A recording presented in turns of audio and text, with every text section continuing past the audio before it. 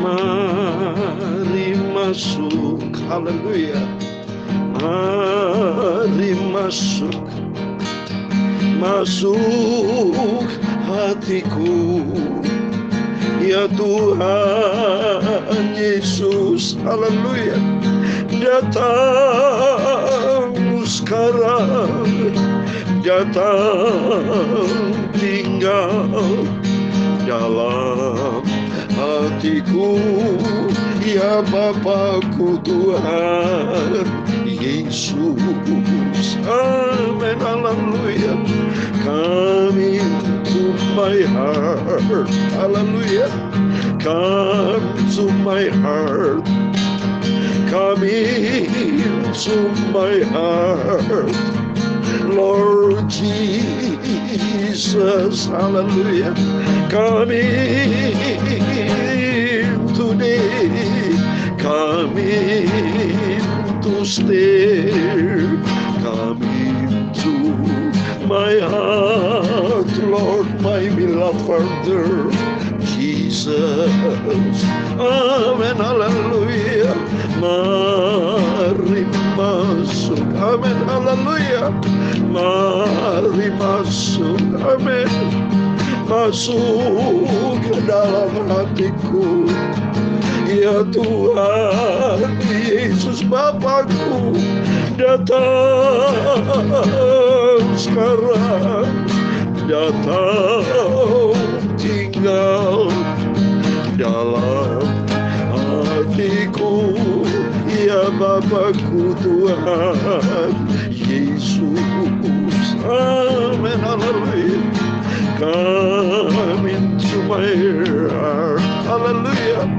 Come into my heart, come into my heart, my Father Jesus, hallelujah.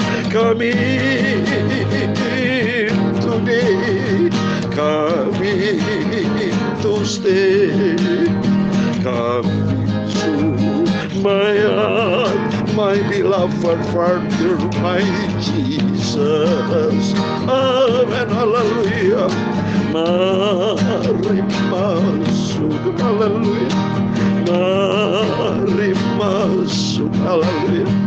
Masuk hatiku, berkuasalah Bapa dalam hidupku, Tuhan Yesus, haleluya. Uria sikiara makarobetu uria sakara. Engkau berkuasa dalam hidupku Bapa. Pimpin hidupku Yesus. Isi hati hamba-Mu dengan firman-Mu. Amin, haleluya. Mari masuk, amin, haleluya. Mari masuk. Dalam Wahyu pasal 3 ayat 20 demikian firman Tuhan.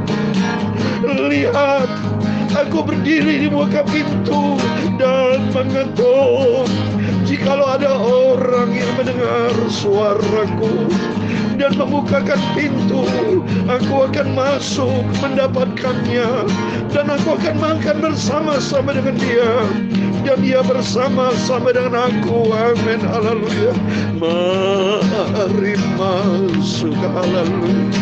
Mari masuk, amin, haleluya. Masuk dalam hatiku, ya Tuhanku, Tuhan Yesus, haleluya. Datang sekarang, datang tinggal dalam hatiku Tuhan, dalam hatiku, ya Tuhan Yesus.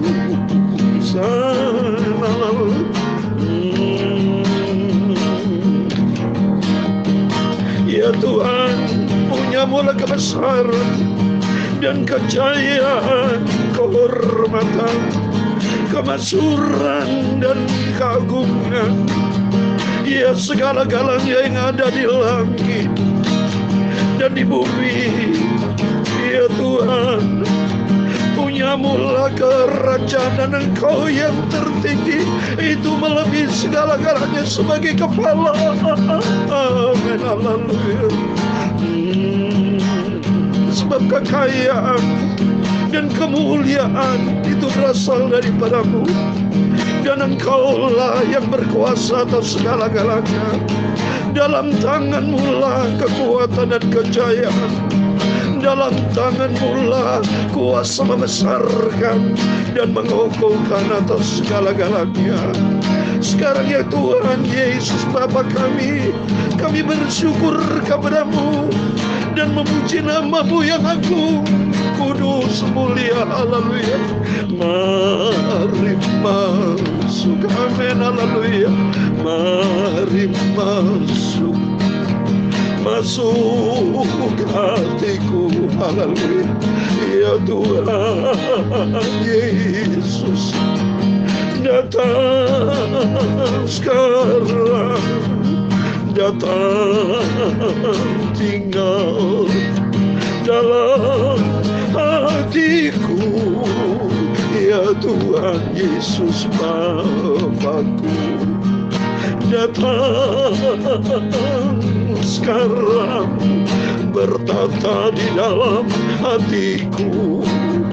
Datang ubah hatiku, ya Tuhan Yesus. Datang Roh Kudus, amin, berkuasalah dalam hidupku. Perbaharuilah hatiku Tuhan Yesus. Terima kasih Bapa. Sucikan hati kami Bapa. Kami mau baca firman-Mu. Kami lapar akan firman-Mu Bapa. Isi hati kami dengan kebenaran-Mu, supaya kami tidak berdosa kepada Tuhan. Bertata dalam hidupku. Isi kami dengan kebenaran-Mu Bapa.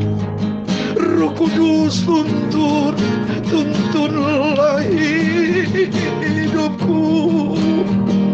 Datang sekarang, ampuni dosa hamba-Mu, ampun kehilafanku, kesalahan dosaku, ampun Tuhan. Biar hari inilah hari yang diberkati Tuhan Yesus. Urapi kami semua anak-anak-Mu Tuhan. Biar di pagi yang indah ini kami diperbarui. Tanggal 28 Februari, hari Senin adalah hari yang terakhir di bulan Februari tahun 2022. Tuhan berkuasa, bertata dalam hidup kami Bapa. Roh Kudus sertai kami Bapa. Terima kasih, sebentar kami baca firman-Mu. Segala puji, hormat, kebesaran, ketinggian, kemuliaan, keagungan, kesempurnaan, kekudusan, tempat tertinggi di atas segala-galanya hanya bagi Allah Bapa di dalam kerajaan surga. Di dalam nama Tuhan Yesus Kristus kami hamba anak-Mu sudah berdoa. Haleluya, amin. Puji Tuhan. Shalom.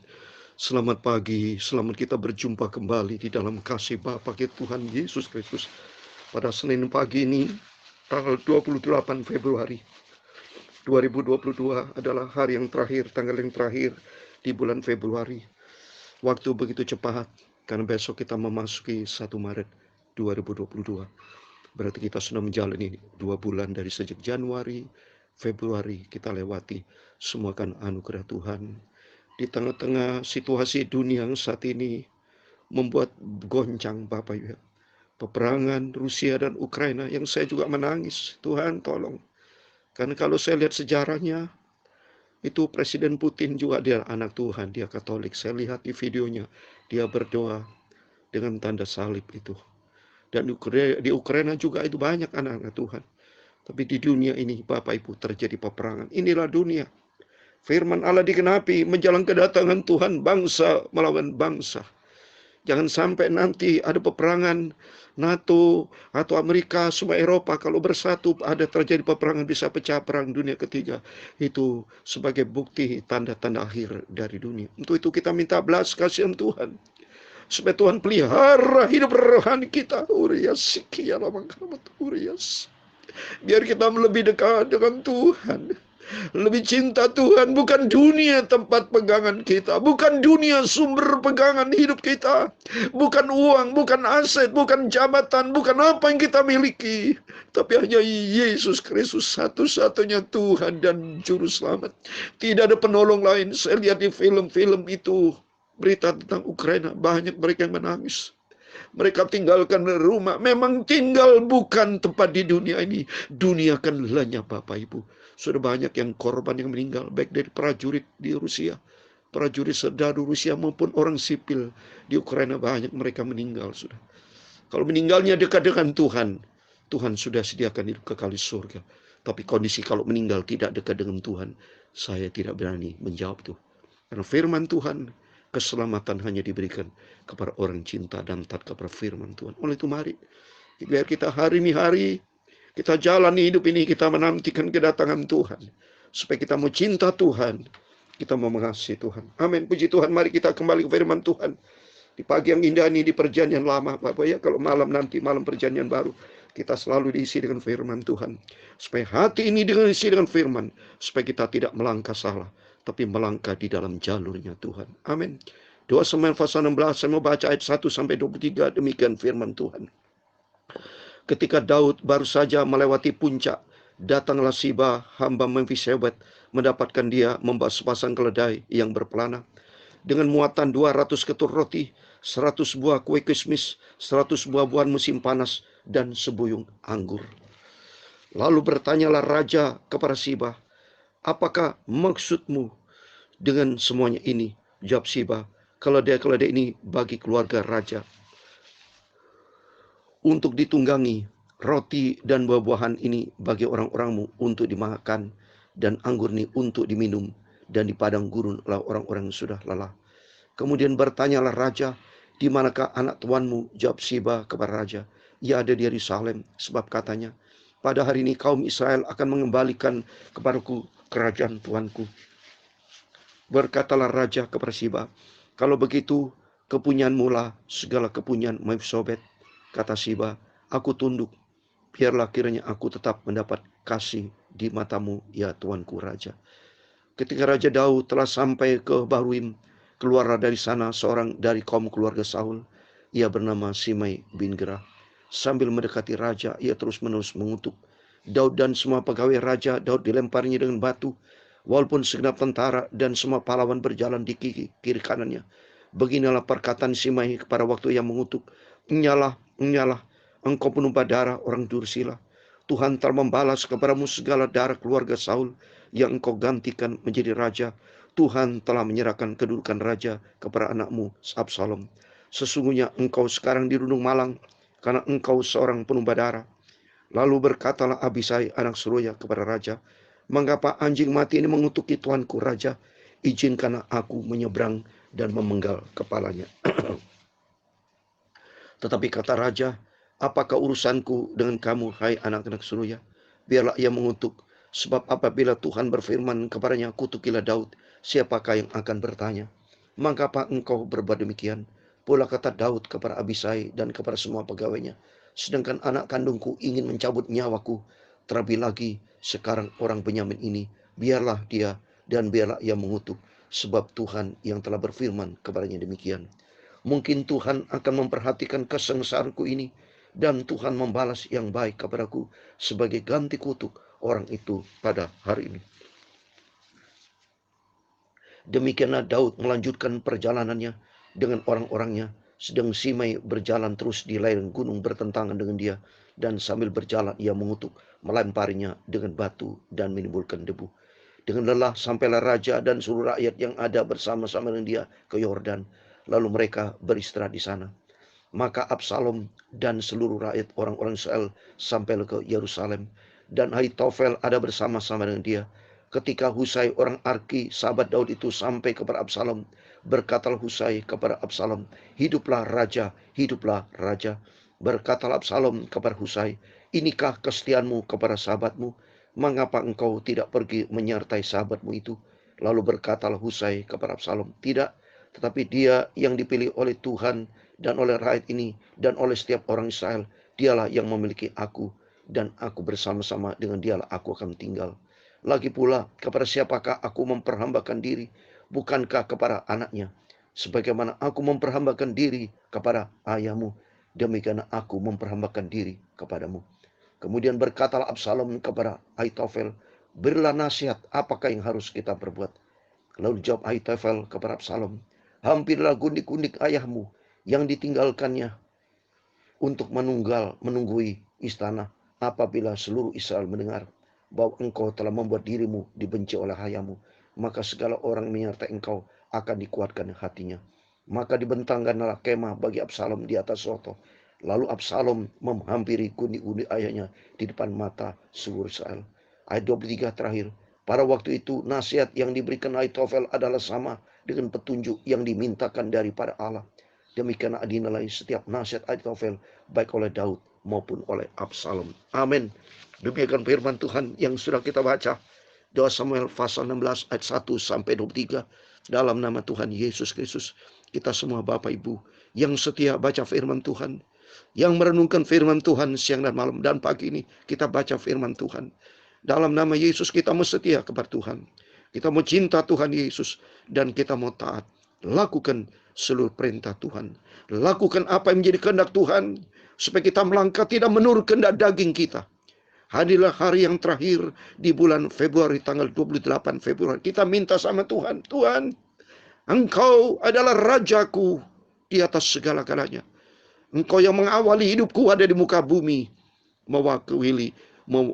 mengawali hidup kita dari sejak kita masuk ke 2022 1 Januari sampai sekarang di bulan Februari tanggal 28 Februari 2022. Biar Tuhan Yesus menyertai Bapak Ibu Saudara semua. Tuhan Yesus menjadi awal dan akhir. Tuhan Yesus menjadi Alfa dan Omega. Dalam nama Yesus kita mau cinta, setia, dan taat menjadi pelaku firman sehingga hidup kita layak berkenan kepada Tuhan. Itu menjadi kerinduan kita bersama. Lalu kita lihat di sini, hidup ini sebuah perjalanan. Kalau perjalanan kita hidup di dalam kebenaran firman Tuhan, biarpun tantangan, pergumulan kita hadapi, Tuhan akan campur tangan. Demikian kalau kita lihat di sini, perjalanan Raja Daud.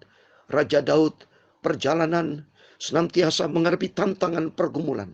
Kalau kita lihat di ayat yang kelima, ketika Raja Daud telah sampai ke Bahurim, keluar dari sana seorang dari kaum keluarga Saul, ia bernama Simei bin Gera. Sambil memetik raja, ia terus menerus mengutuk. Sama juga dengan kehidupan kita.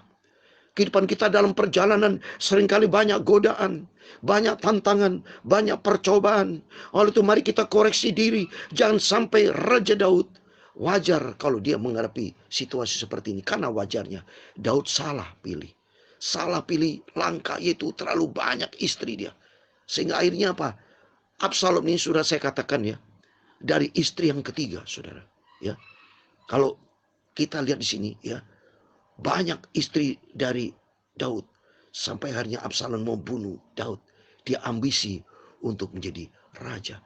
Coba kalau waktu kita lihat pada waktu firman Tuhan sebelumnya, Tamar Absalom ya, dia dirusak dengan anak dari istri pertama ya, Amnon itu.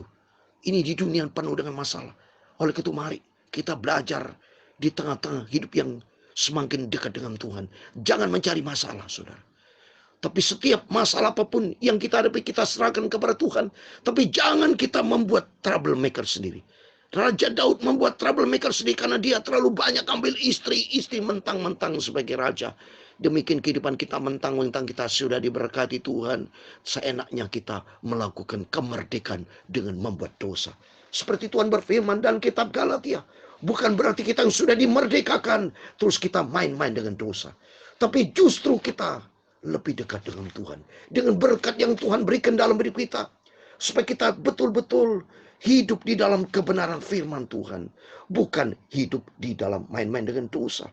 Tapi mari kita hidup dengan sungguh-sungguh kepada Tuhan. Karena apa yang kita tabur, itu akan tuai, saudara. Karena firman Tuhan dalam Galatia pasal 6 ayat 7. Jangan sesat, Allah tidak memberikan dirinya dipermainkan.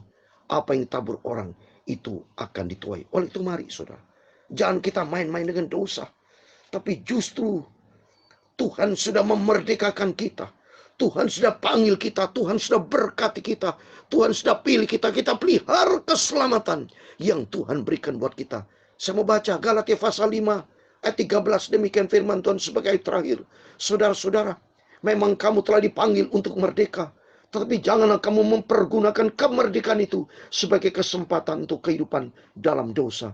Melainkan layani seorang akan yang lain oleh kasih. Lihat ini Daud melayani waktu dia dikutuk, ya. Dan ketika menghadapi situasi itu, seolah-olah dari Abisai anak sulungnya kepada raja, mengapa anjing mati itu mengikuti tuanku raja di 9, izinkan aku menyeberang dan memenggal kepalanya. Tapi Raja Daud menyadari itu semua. Dia tidak balas dengan kejahatan, tapi dia balas dengan kasih. Demikian juga dalam kehidupan kita. Yang pertama, ada 2 hal penting. Jangan main-main dengan dosa. Selagi kita hidup di dunia ini, mari kita mau lebih sungguh sama Tuhan. Kemerdekaan yang Tuhan berikan buat kita, jaga kemerdekaan keselamatan yang Tuhan berikan, yaitu hidup di dalam kekudusan, hidup di dalam kebenaran firman Tuhan. Yang kedua, kalau ada kejahatan, ada hal yang kita hadapi, pergumulan bentuk apapun, mari kita balas dengan kasih. Kita mau cinta Tuhan, kita mau hidup di dalam kebenaran firman Tuhan, kita mempersembahkan hidup yang sisa ini di hadapan Tuhan. Dan kita berdoa supaya Tuhan tolong supaya jangan sampai meluas peperangan Ukraina dan Rusia. Kita minta sama Tuhan. Saya menangis, Tuhan tolong supaya Roh Kudus bicara, baik para Pak Presiden Putin maupun Pak Presiden yang di Ukraina, supaya ada jalan perdamaian, supaya dengan jalan damai banyak jiwa-jiwa diselamatkan, supaya pemberitaan Injil terus bisa disebarluaskan. Karena saya merindu saudara, termasuk dengan Omikron.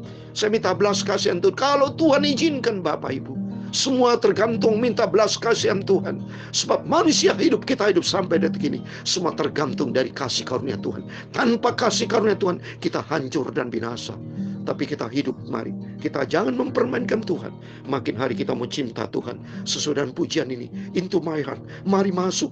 Kita undang Yesus bertata, berkuasa dalam hidup kita. Sebelum kita beraktivitas apapun, mari di pagi ini kita datang kepada Yesus. Kita serahkan hidup kita dalam tangan Tuhan. Dan Tuhan memberkati kita semua. Amin. Haleluya. Mari masuk. Amin. Haleluya. Mari masuk alam, masuk hatiku, amin. Ya Tuhan Yesus, datang sekarang, datang tinggal dalam hatiku.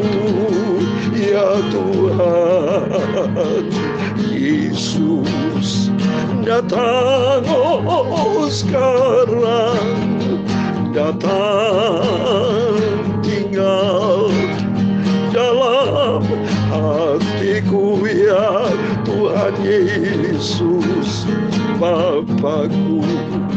Amin. Haleluya. Tuhan memberkati engkau dan melindungi engkau. Tuhan menyinari engkau dengan wajah-Nya dan memberi engkau kasih karunia. Tuhan menghadapkan wajah-Nya kepadamu dan memberi engkau damai sejahtera. Bapa kami yang di surga, dikuduskanlah nama-Mu. Datanglah kerajaan-Mu dan jadilah kehendak-Mu di bumi seperti di surga. Berikanlah kami pada hari ini makanan kami yang secukupnya, dan ampunilah kami akan kesalahan kami, seperti kami juga mengampuni orang bersalah kepada kami. Dan jangan membawa kami ke dalam pencobaan, tapi lepaskanlah kami dari orang jahat. Karena Engkaulah yang punya kerajaan dan kuasa dan kemuliaan sampai selama-lamanya. Amin. Kita berdoa buat Ukraina dan Rusia dalam nama Yesus. Jamah ya Bapa, Roh Kudus bicara pada hamba-Mu Saudara Putin, termasuk Presiden Ukraina.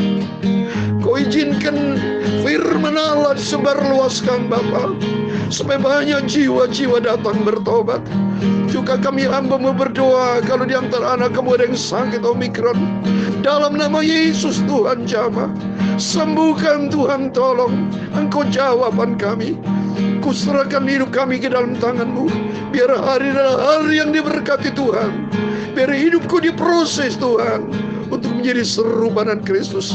Sampai suatu hari kelak kami diangkat Tuhan, rapture, masuk di dalam kerajaan surga buat selama-lamanya. segala puji, hormat, segala kebesaran, ketinggian, kemuliaan, keagungan, kesempurnaan, kekudusan, tempat tertinggi di atas segala-galanya bagi Allah Bapa dalam kerajaan surga. Dalam nama Tuhan Yesus Kristus, kami hamba anakmu sudah berdoa. Haleluya. Amin. Puji Tuhan. Shalom dan selamat pagi. Tuhan memberkati Bapak Ibu Saudara semua. Makin dekat dengan Tuhan dan hidup di dalam kebenaran firman Tuhan. Menyenangkan hati Tuhan Yesus. Amin. Tuhan bersama kita. Immanuel. Puji Tuhan. Haleluya. Amin.